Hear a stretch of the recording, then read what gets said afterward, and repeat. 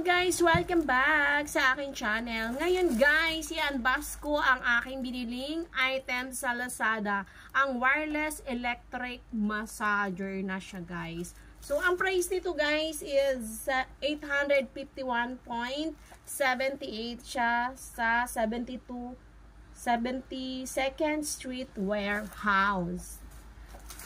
Yun. Actually, ang unang bumili nito is yung boss namin. Nakita ko kasi siya, pinatry niya. Maganda yung, wala na siya. Wireless kasi siya, guys. So, very, convenient para sa atin na gamitin siya. Rechargeable daw siya. So, eto nga, guys, kabibili ko lang agad-agad niyang diniliver. Yan yung package niya. Galing sa 72nd Warehouse Street. Yan yung So, ganito yung pagkakapackage niya, guys, ha.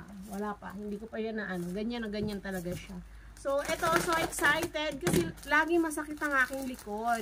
Wala kasing nagmamasal sa akin gabi-gabi. Kaya kailangan ko na tulong nitong wireless electric massager. So, murang-mura na siya, guys, kasi sa iba sobrang mahal talaga. Yung may mga so, hindi natin afford yun. Itatry ko to. Actually, natry ko na to nung binuksan nung boss namin yung kanyang ganito din. So, ganito siya guys. Body massager. Yan. Ganyan na ganyan siya. So, excited. Kasi talaga, gabi-gabi ko tong gagamitin. So, buksan na natin. Aray. Buksan na natin siya and then i-try natin kung talagang siya. Nakakatuwa talaga itong electric na wireless. Kasi may nabibili kasi dito, kailangan pa may cord. So, ang hirap-hirap niyang yan, ganyan siya. Kompleto siya. So, according dito sa box, saan ba yan? Massage stick. Yan. Ano lang siya guys, 5 volts voltage niya, 24 watts, 1.3 kilograms. So, eto guys, very convenient sa atin kasi wireless na po siya. Yan. Dito mo siya ganyan na ganyan siya guys. Eto, itatry natin mamaya. Eto yung minutes plus minus on. Yan. In-on na natin guys. Tawag dito. Naka-on na siya. Itatry natin. Yan. Ang sarap. Oh my gosh. Nagba-vibrate. Dito kasi yung shoulder ko guys. Kasi lagi masakit. So, maganda to. Kasi wireless na siya. I-ano mo lang siya. Ganyan. Kung masakit yung ganyan mo. Yan. Yung pinakalikod mo guys. Kung sobrang hindi umaabot. Kayang-kaya na niyang abutin yan. Hindi na natin kailangan ng tulong ng iba. Charot. Pero masarap din yung syempre, yung nagpapa-spa ka minsan, paminsan-minsan or once a month.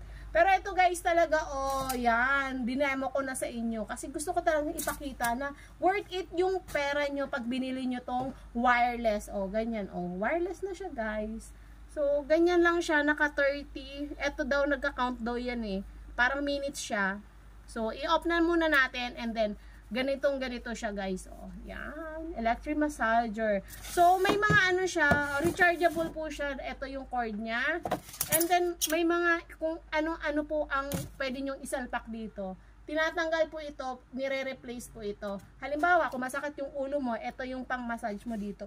Magba-vibrate yan guys. So, kanya-kanyang function yan.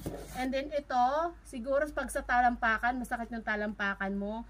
May manual naman guys. So, basahin na lang natin yung multifunctional massage stick. So, may mga po dito, tips. Yan. Kung paano gamitin itong massager. Pero ang importante guys, sa akin kasi, ang pinaka sa akin is yung back ko dito guys. Yan lagi masakit sa akin. Pwede nyo rin siyang i-massage dito sa legs nyo. Kasi maraming po siya, may ganyan May ganyan siya. I think ito para sa sa talampakan din. Kasi usually yung mga ganyan depende po sa isasalpak nyo kung ano yung function niya.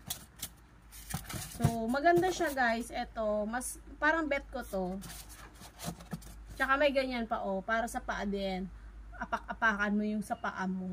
So, yung yun lang guys.